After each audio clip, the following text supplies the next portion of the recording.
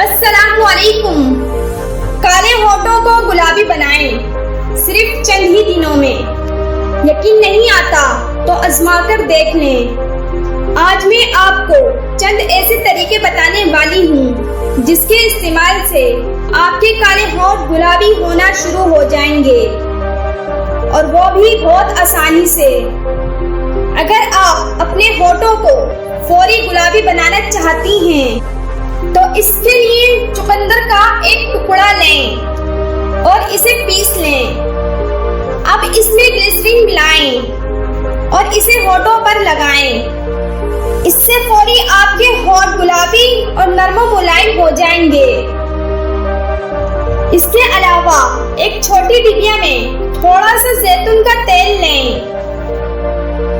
इसमें आधे नींबू का रस निचोड़ लें। अब रोज रात ये बाम की तरह होठों पर लगाकर सोएं। इससे आपके होठ अंदरूनी तौर पर गुलाबी होना शुरू हो जाएंगे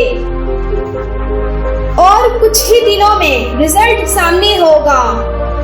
गुलाब की पत्तियों को पीसकर इसमें दूध शामिल करें और बाम बनाकर रख लें।